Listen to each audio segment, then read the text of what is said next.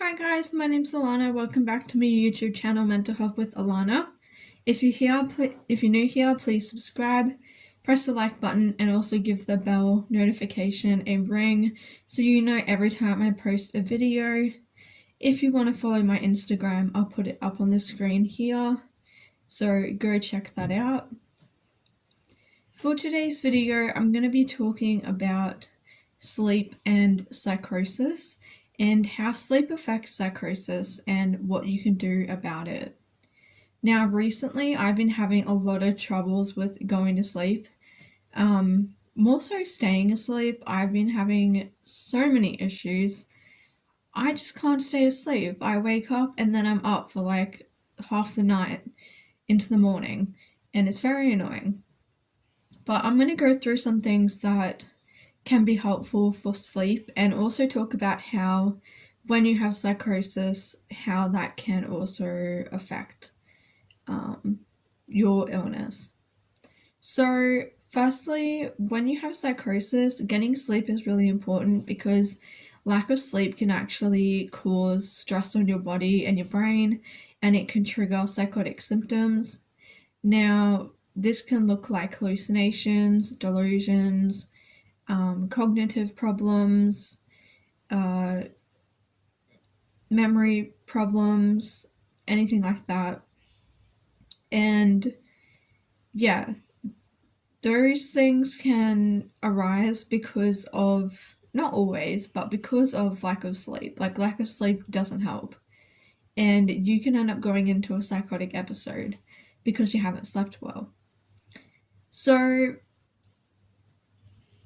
sleep is very important for everyone, but especially when you have an illness like that has psychosis in it. I have schizoaffective disorder, bipolar type, so obviously bipolar, again, you really need sleep, because if you don't get sleep, that could be very bad. It could trigger mania.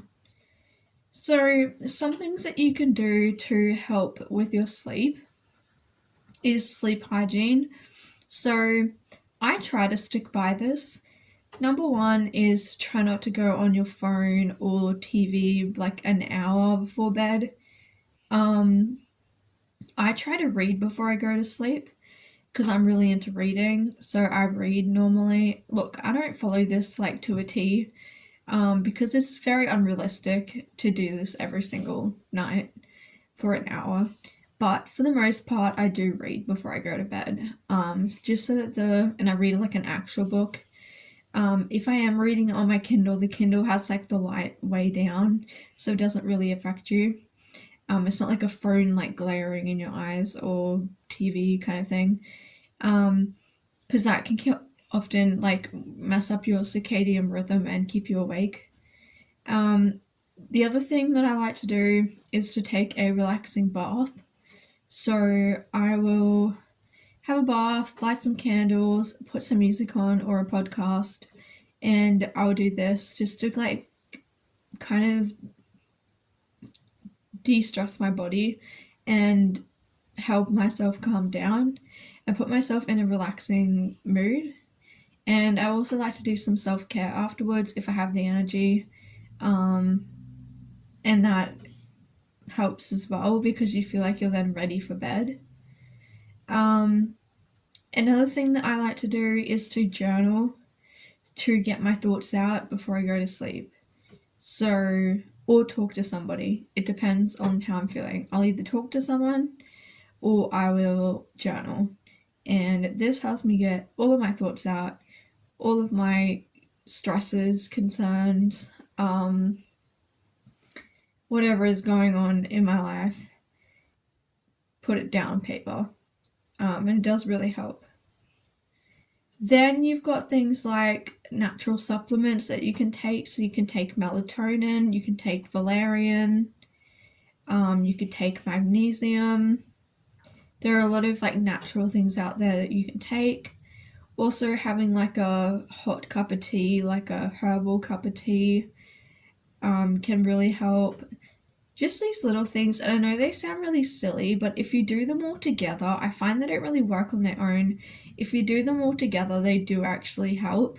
And it's good to set up a little nighttime routine of what you do before you go to bed so that you can help yourself get more like regular with what you're doing.